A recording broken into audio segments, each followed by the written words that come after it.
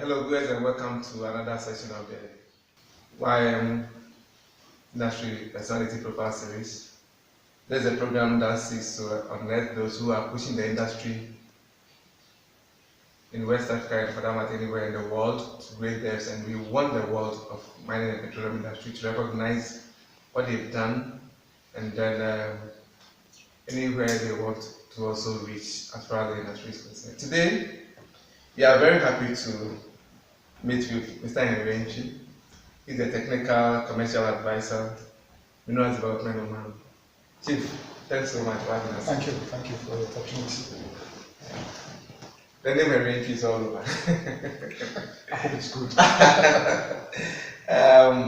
As usual, we want you to tell us a little about your background and also why the mining industry. Good question. Okay, I'll start off with why the mining industry. I grew up in the mining industry because my father used to work in the state gold mines in those days. Yeah. So we spent most of our life going from one state gold mine to the other, and therefore I got an interest in mining. Yeah. On a little bit of my background, I started off with the official learners program in AusIMM. Okay. After 6-4. That was it. That was in the 80s, late 80s. Yeah.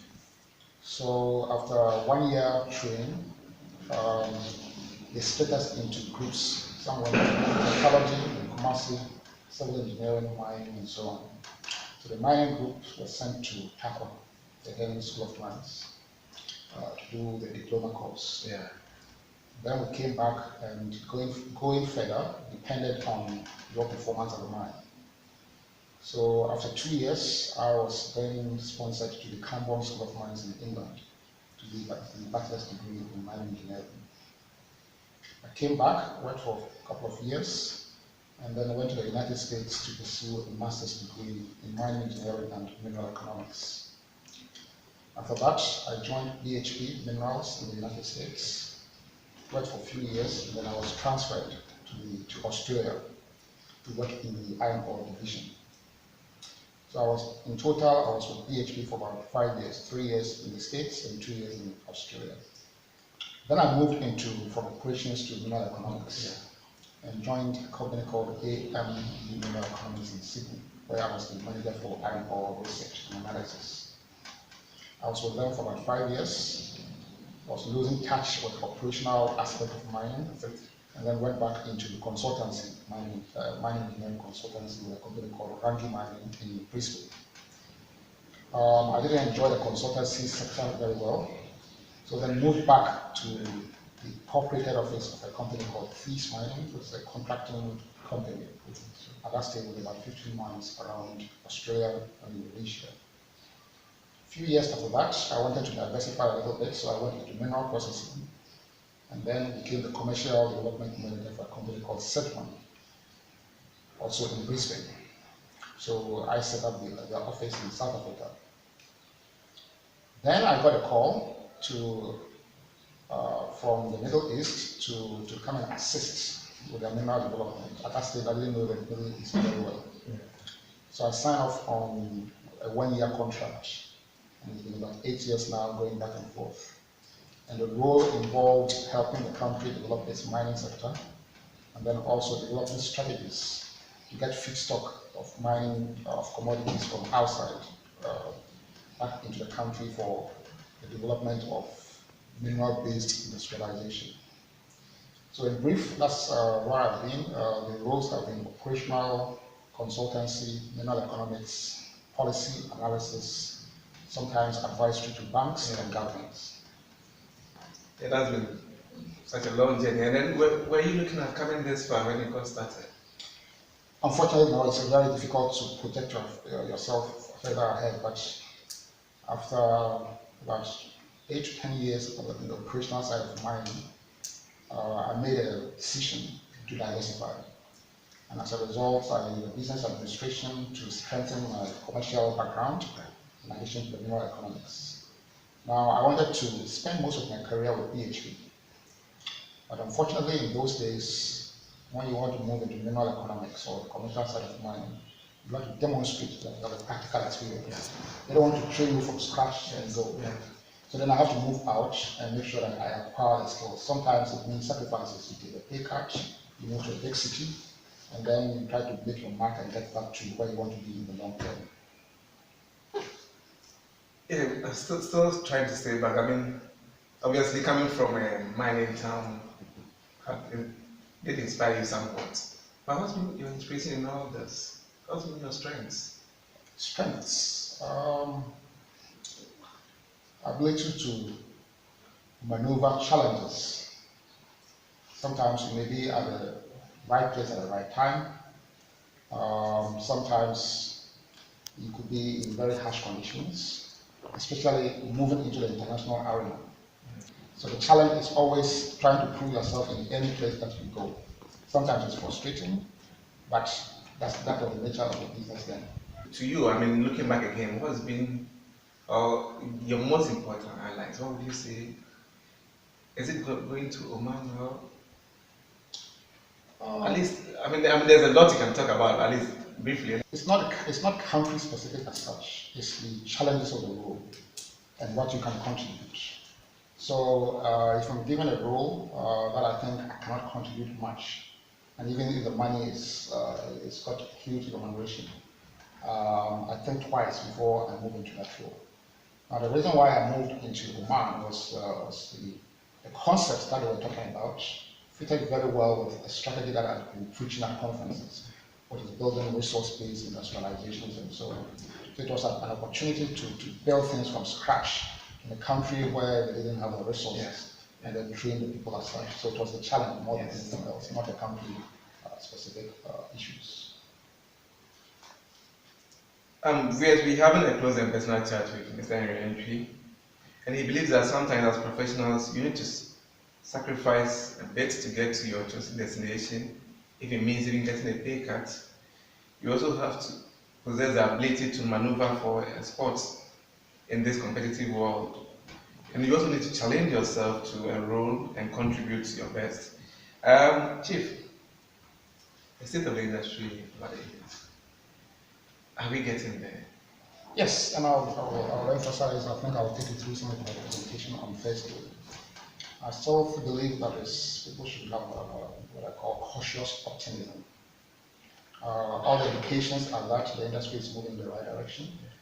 We've had a terrible few years, and it woke up a lot of executives in the mining industry to change the way we do things, put emphasis on operational improvement, because the emphasis is now on stakeholder return, the return that you give to shareholders. So it's led to a bit of rethink on strategy and ways to return capital to stakeholders.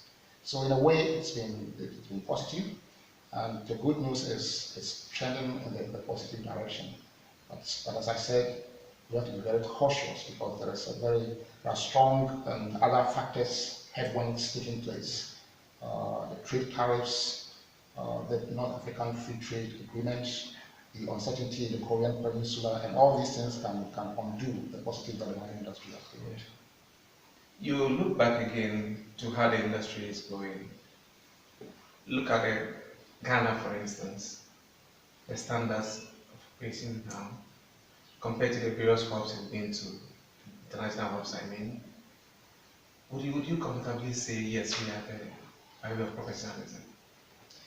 Yes, I think if you look at Africa in general, Ghana has made a very strong impact. In fact, when the Minerals Commission was established, some of these countries didn't have any strong mining policies. A lot of them took the Minerals Commission or the Ghana investment laws and then used that as a benchmark to define their policies and so on. Mining has taken place in Ghana for a very long time. If you look at the mines, you see Ghanaians occupying very senior positions. I think the challenge for professionals is to ensure that we diversify a little bit from the technical side. Now, we have had situations around the world where people with finance, for instance, are becoming very good CEOs of mining companies. It's because everything is bottom line. What is the cost? What is the profit?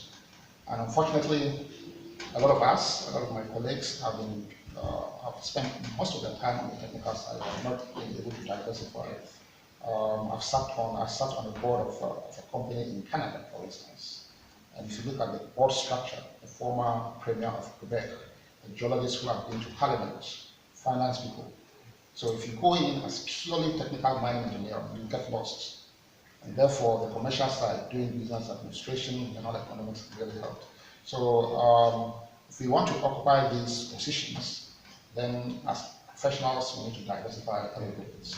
Now, the second point I have to make is, unfortunately, and this is very unfortunate, with all the experience in Ghana, you see a number of companies in Ghana with corporate head offices in Perth, Brisbane, South Africa, and strategic planning are all being done from these areas. So it doesn't equip Ghanaians with the skills of pit optimization, research generations, and so on, because everything is being done from head office.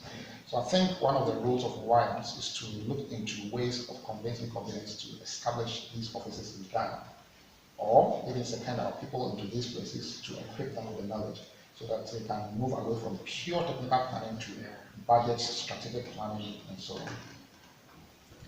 Still staying on professionalism, are we doing well by way of professional development?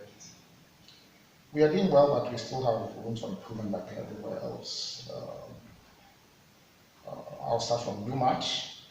The courses need to cope with the challenges that we have. Yes. If you look at the mining industry, automation and digitization is becoming critical. We've seen diversity of women taking a bigger role in the management of mines, and so on and so forth. So the courses should be structured in such a way that you look at the challenges that is facing the mining industry and equip the students so that when they come out, they can be able to deal with some of these challenges. So that's at the university stage. Then when we come to those in the industry, I always encourage management to allow these people to go into conferences, present their papers, some of the projects that we've done. That is one of the ways to expose your people internationally, build confidence. I can tell you just about 3 months ago, I was inviting some of the mining professionals in Ghana to attend conferences in Australia, for instance. Some of them didn't have the confidence, even though they've done a lot of work, they have experience, they didn't have the confidence to stand in front of their colleagues and answer all these tough questions and so on and so forth. So we need to expose our people more, put them into leadership positions, leadership training programs and so on. And then also build them up commercially. On the commercial side, business side, and so on. You don't have to necessarily go and do an MBA, but there are programs out there that can equip you to have the necessary tools in understanding balance sheets, for instance. Because if you're a CEO of a company, you need to understand the bottom line, the cash flow analysis, and so on. If you don't have those skills, then it becomes very difficult to manage. Strict safety practices, is it really hurting the industry? Yes, but to be honest with you, there's been huge improvements across the industry because a lot of companies are putting emphasis on health and safety. If you look at Canada, Australia, and so on and so forth, they put the burden on the project manager or the project director. And I've been in situations where I've been taken to court, not the company, because somebody made a mistake and then you have to justify it. They give them a lot of money, but you have headaches because you have to manage your mines properly to make sure that people are safe and return to their families in a safe manner. So the emphasis is there and it's having a big impact to bring down, to improve the safety records of mining operations. I mean, we go back the last 5 years, the industry has been a bit unstable, I mean, due to these commodity prices and its effects. What are your thoughts on the sustainability of the industry? I think one of the challenges is what I call overinvestment. So what happens in the industry is, especially in the past few years, we have a downward trend deteriorating commodity prices. And then it leads to cut in exploration spend, cut in capex for expansions. It leads to resource conservatism and so on and so forth. And then that also leads to mine projects because some of the mines cannot sustain themselves because of the low commodity price regime. When these things happen, then there's a correction. demand outstrips supply. Yes. And then, because of all these mine closures, because supply has gone down, prices start recovering as we see. And then investors jump. Oh, the industry is doing well, so they pump a lot of money into the industry again. Companies that are struggling manage to get themselves going, and so on. Then you see that supply situation has outstripped demand again, and then prices start coming down, and so on. That's why you see the cycles in prices. So these are challenges that we have to manage. Some people have hedging, they undertake hedging, others have specific strategies to overcome that. But to me, my advice to companies is to make sure that you are always in the first to second quartile of your global commodity cost curve. Because then when prices fall, you're able to sustain yourself and so on. And I can give you an example. I had the opportunity to audit a mine in the States. When we did the audits, they were in the third quartile of the commodity cost curve. But nobody was even, the mining engineers and technical guys were not doing cost curves. And then we came up with a series of improvements because the price of the commodity was very high at that stage. So we came up with a series of improvements. After 6 months of that audit, commodity prices fell. At that stage, they had started implementing some of the strategies that we put in place. So we had moved the cost position from third quartile to second quartile.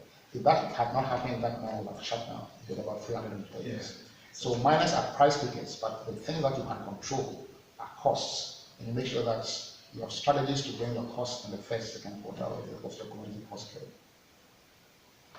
Yeah, we're still having a very exciting chat with Mr. Antwi. And he believes that as professionals we need to diversify a bit from the technical side into other operations, like finance, for instance. We also need to expose ourselves more to gain more knowledge, additional skill sets through conferences, workshops, seminars, etc. But that is what is trending in the industry. You are a very busy man and incredibly productive too. How do you manage to split your time? I mean, getting all these presentations, talk done, and then concentrating on the job at home as well. Well, in careers, when you get to a stage, you get busy, but the busy aspect is more to do with management than actually doing the real work. So you spend most of the time at the early stages of your career, being on the ground, doing the mine planning, strategic planning, and so on. At some stage, you sit back and you have to bring people up. Now, when you bring people up, it frees you sometimes. You're still busy, and you find ways to share knowledge. I also spend some of my time being free guest lectures at the university to tell them the practicality in the industry, how they relate theory to practicals. One of the motivations is also to learn, not just share knowledge. That's when you come to these conferences or seminars or presentations, it's exchange of ideas. Then you get to learn and also expand your horizon and expand your knowledge as well. There's this thing I've always been wondering about you. You do all these things and you still find time to come in even at the least opportunity. Even when you are so hard pressed, you still find time to maneuver and get things done. Is this something we should all be looking at doing? Yes, unfortunately or fortunately, the pressures of working in the mining industry is all time. Yeah, yes, that's where I'm. And so you build it from your career.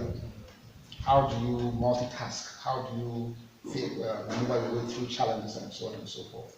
So these are things that you learn when you are building your career and so on and so forth. So when opportunity arises like this, it's a matter of priorities. And to be honest with you, sometimes, like especially last year when we had the Australasian Institute of Mines Metallurgy conference, I was supposed to be at a board meeting in Canada. And I was the main sponsor of the conference. So then I had to talk to the chairman. And so can I do teleconferencing or something like that? Then I impressed on him that the importance of being in a country to help share knowledge and so on. Through that process, he was able to do the conference and so on. So it's give and take. And if your aim is to help your country, then you must do everything that is possible, mainly possible to assist as much as you can. And what's the message you want to give to industry professionals towards industry sustainability? I think we should learn from the lessons in the past few years, where we've been under pressure from stakeholders to the extent that even the funders, the investment community, were very reluctant to invest in the mining industry. And the reasons, part of the reasons is more to do with the way we manage. In fact, PwC did a study.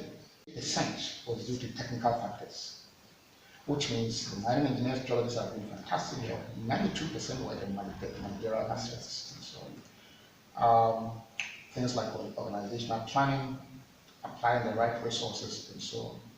So the industry has since tried to move into addressing some of these issues. In fact, there was another study by Wood Mackenzie on capital escalation of mining projects, which showed that in around 2004, the average capex escalation was about 32%. It means if you have a bankable feasibility study, that's what we told the banks and stakeholders, that this is my study, it's $100 million. By the time we finish, we spend 132 million. So it brought down investor confidence into the industry, and then the investment community started pulling back out of mining and so on. So these are challenges that we faced, but it's brought focus more on strategic planning. For instance, one of the things we've been looking at is instead of mining engineers doing a mine plan and presenting it to management, we challenge the mining engineers to come up with 3 or 4 options. Then we challenge them to do NPV analysis on each option to tell us which one is the most economical and which one brings good shareholder value. So it's not just saying the grades are better or quantities and so on. It's purely based on economics. And these are ways to overcome some of the challenges that we faced. Yeah, because we're having a very exciting chat with Mr. Antwi. And then he believes that as professionals, we need to try and mentor our juniors to the international standards. We also need to share knowledge with colleagues and peers. We also need to keep learning and acquiring knowledge from our colleagues as well. Chief, your present position or your present role, what are you hoping to achieve with it? That's a very good question. So when I got called to Oman, I was the head of mining and metals for a company called Oman Oil Company. And the role was to help bring feedstock minerals into the country to do metals projects and so on.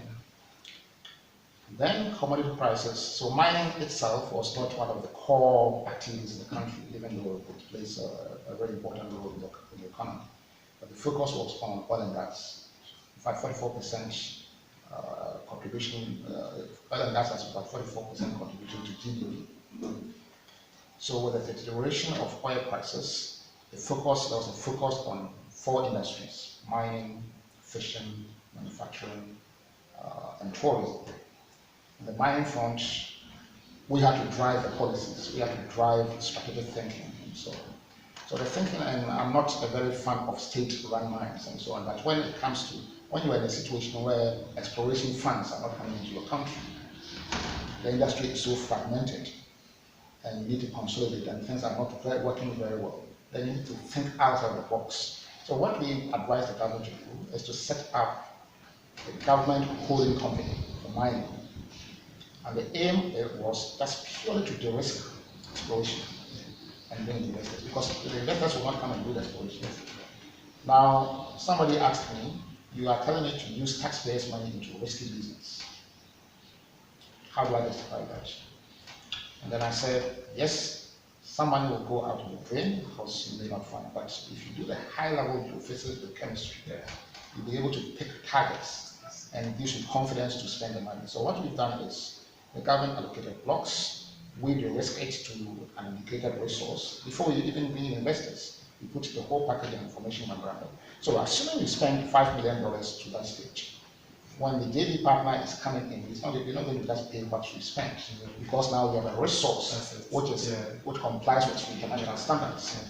So your $5 million then becomes $20 million, depending on the value and so on and so forth. So then we are able to recoup that money back to government. So it becomes a commercially viable vehicle and it brings investors into the country. So I found it very challenging, but interesting.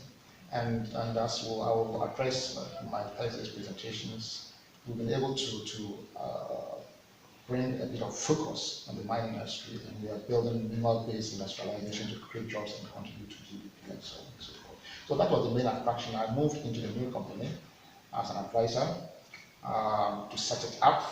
Initially, I was just on the executive committee, then I moved full-time to advisory to help with establishment, to bring in the expertise. In fact, I had the honor to interview very competent Ghanaians. Unfortunately, we didn't get a job, but gave them the honor that Ghanaians were even shortlisted into some of these schools and so on. So it is the challenge of seeing things happening on the ground, jobs creation contributing to GDP and so on and so forth. That allowed me to stay longer than I expected. the other interesting part is when you're on the other side and now you're talking to people in the industry, and so on, they assume that these countries don't have the mining expertise and so on. So when you start challenging them, that you've been there, you've gone through the ropes and so on and so forth, it becomes interesting as well. Given the opportunity, what would you want to see being done differently in this part of time? In Ghana, well, there are a number of things that we can do. One of them is on the policy side. Now, I don't know whether it's a fact, but there's a perception outside, especially my colleagues who have come here to look into investment in the mining industry, that there's a bit of confusion between what the Ghana Geological Survey does and the Minerals Commission. So we need to look at that, whether it's a merger or restructuring. We need to look at that to make sure that things are a bit more streamlined. Number two, there's also a perception that there's political interference in the granting of mining licenses. I don't know whether it's true or not, but it's a perception.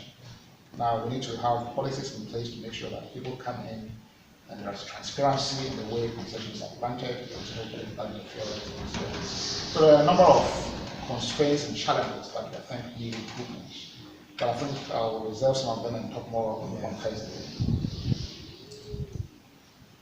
At least currently, I think the commodity prices appear to be a bit more stable.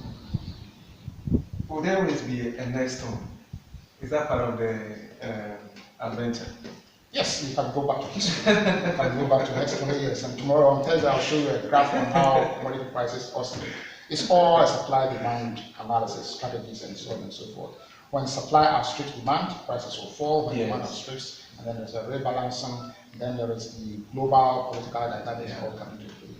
Now, if anybody, economist or whoever says, I can predict what will be in the next 5 years, I think you make a lot of money. I've gone back to look at studies that we bought on market and supply, demand, and their price projections. 90% of them get it wrong. That's true.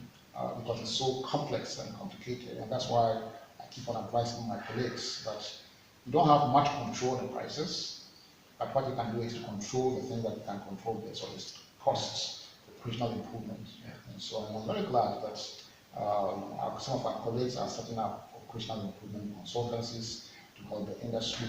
I encourage my colleagues in management of the local industry to patronize and use the expertise in this country.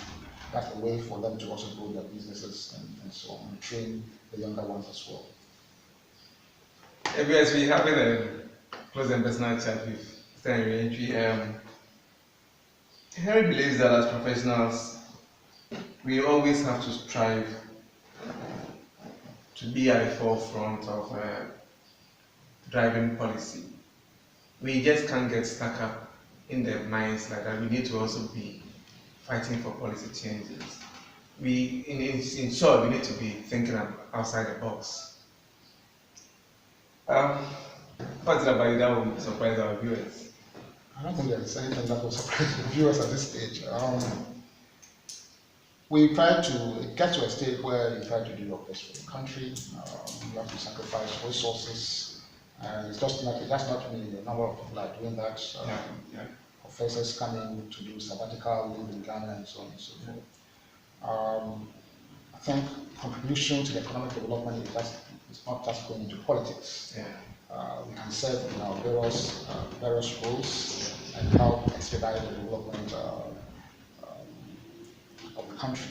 So I encourage my colleagues to do what they do best wherever they are, in Ghana, the diaspora, and so on. We should encourage our Ghanaians back in the diaspora to come home, work closely with our colleagues here, and interact and share knowledge and so on. What's next for you? Are you looking at exploring new fields? Yes, and the new field is farming. To milk some cows, milk some cows, and relax at the farm, and so on and so forth, and relax a little bit. Mining has been, to be honest with you, has been challenging, especially when you are in the global scene. Yeah. Thank you for the opportunity.